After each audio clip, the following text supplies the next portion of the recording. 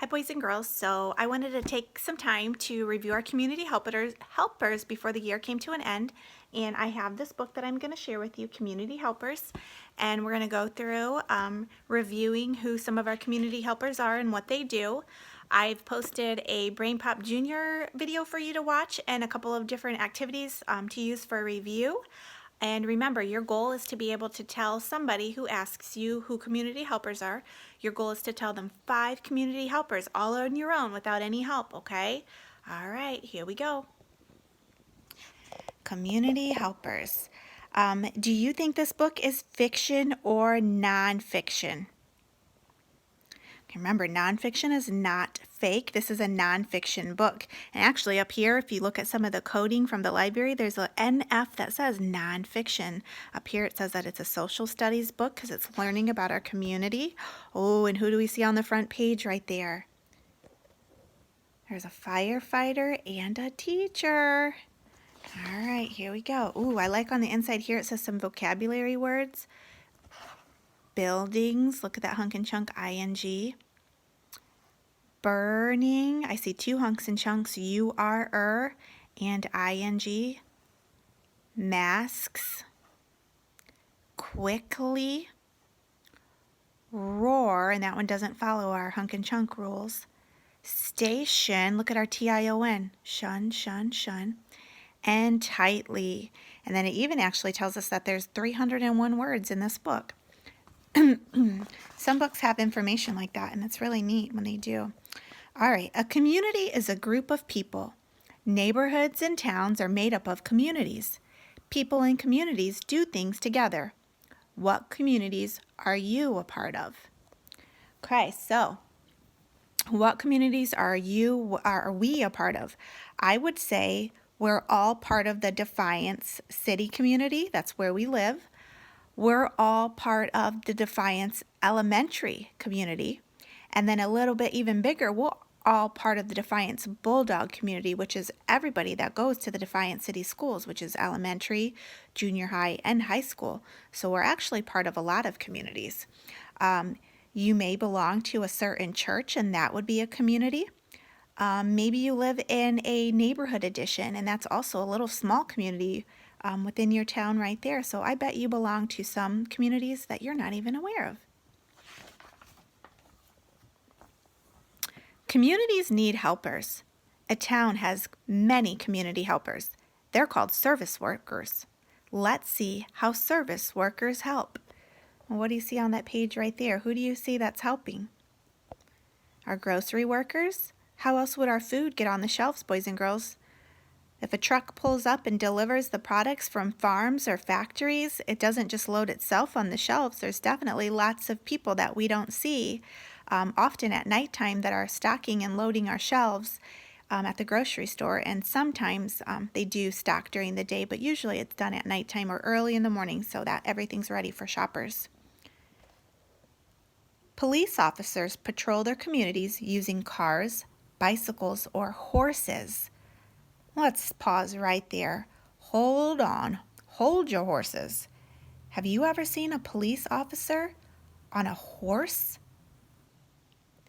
I've never seen that in Defiance, but there have been other areas, other towns that I have seen police officers on horse, and I can't not even recall where that was at. Now, what about a police officer on a bike? I know that when I go on spring break vacation to Florida, the area that I go to, I definitely see police officers on bikes.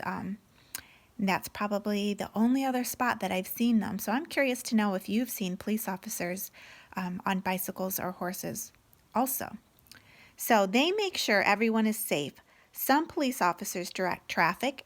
Police officers help the people in a community live together in peace and safety.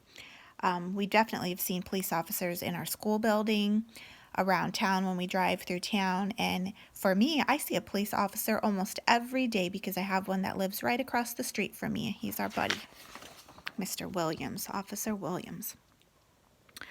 Firefighters put out fires in their communities.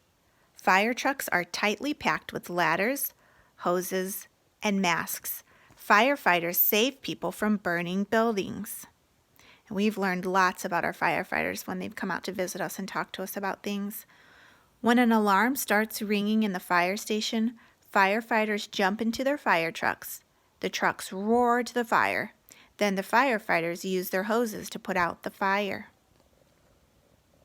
And we've seen the fire trucks up and close. I believe you girls have actually got to go up in there and walk through to see the inside. They've opened up their doors on the side to show us everything in there. And they've also talked to us about all their safety equipment that they wear.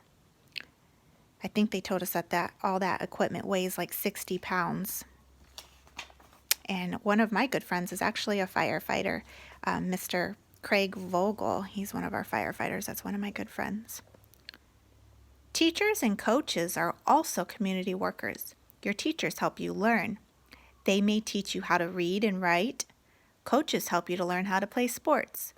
Coaches also teach you how to play fairly. Okay, so you definitely have me, your kindergarten teacher.